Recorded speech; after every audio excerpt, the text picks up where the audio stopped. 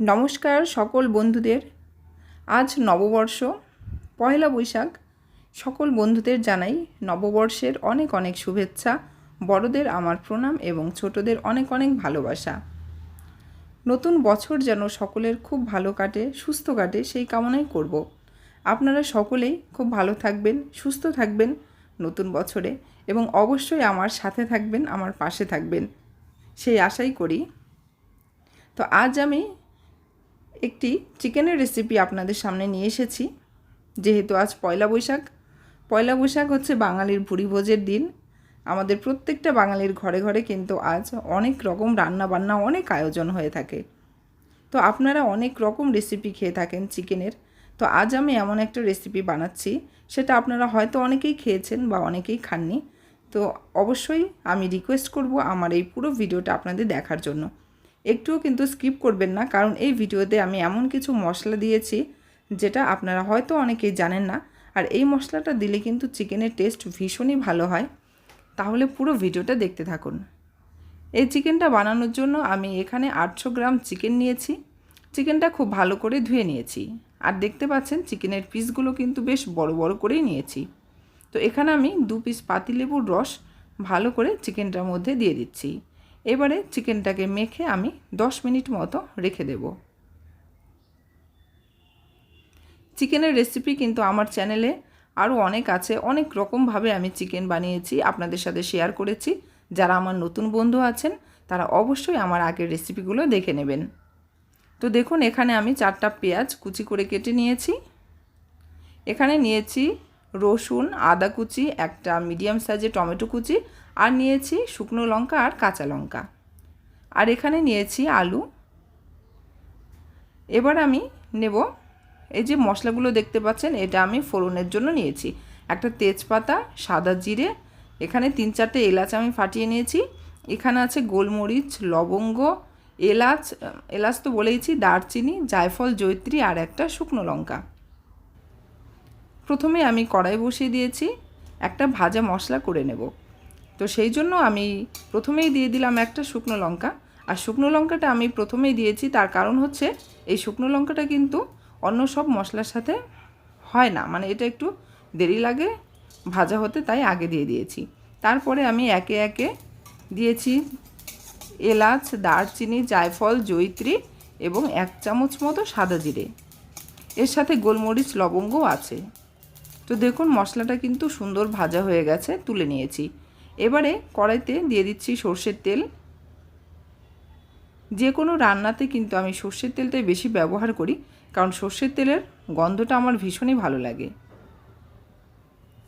তেল গরম হয়ে গেলে দিয়ে দিচ্ছি 1 চামচ লবণ, আর দিয়ে দিচ্ছি হলুদ গুঁড়ো। প্রথমে আমি আলুটাকে ভেজে নিচ্ছি। আপনারা যদি কেউ আলু খেতে না চান তাহলে অবশ্যই আপনারা বাদ দিয়ে দেবেন। আলুটা আমার দিতেই হয়, তবে সব চিকেন আমি দিই না, বেশিরভাগ আমি দিই।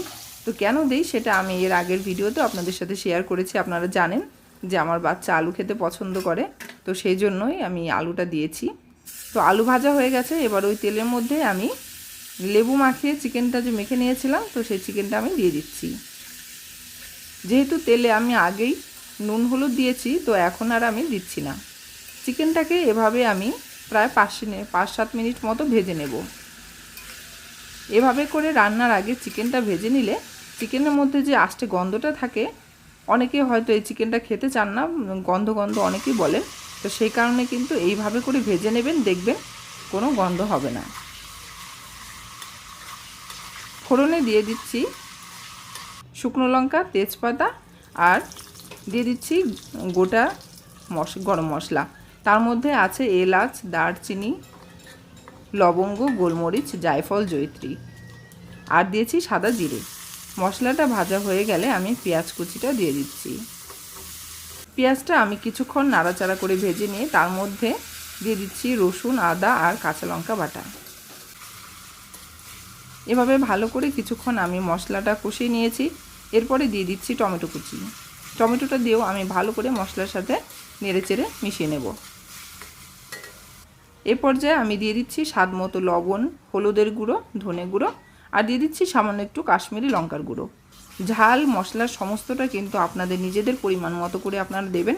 যে যতটা চিকেন নেবেন সেই পরিমাণেই দেবেন। এখানে যেহেতু আমার 800 গ্রাম চিকেন, তো সেই পরিমাণে আমি সমস্ত মশলাটা দিয়েছি। তো দেখুন আমার মশলাটা খুব সুন্দর কিন্তু ভাজা হয়ে গেছে। দিয়ে দিচ্ছি সামান্য একটু চিনি। এতে করে কিন্তু রান্নার টেস্টটাও খুব ভালো হয় আর কালারটাও সুন্দর আসে। তো মশলাটা কষানোর পরে আমি এবার ভেজে রাখা চিকেনটা দিয়ে দিলাম। আর চিকেনের মধ্যে যে জল আর তেলের ব্যাপারটা ছিল সেটাও কিন্তু আমি একসাথে দিয়ে দিয়েছি। এবার আমি মশলার সাথে চিকেনটাকে ভালো করে কিছুক্ষণ কষিয়ে নেব। প্রায় 5 মিনিট ধরে এভাবে আমি কষিয়ে নিয়েছি। এখন আমি একটা ঢাকা দিয়ে লো ফ্লেমে আবারও কিছুক্ষণ চিকেনটাকে কষিয়ে নেব।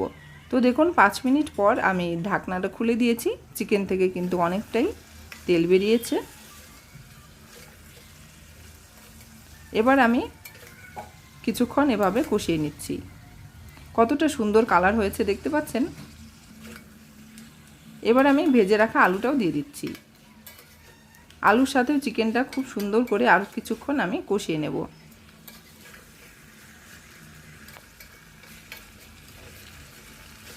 যারা কখনো এইভাবে চিকেনটা বানিয়ে খাননি, অবশ্যই আমার আজকের এই ভিডিওটি দেখে বাড়িতে একবার হলে এভাবে বানিয়ে দেখবেন। খেতে কিন্তু ভীষণ টেস্টি হয়।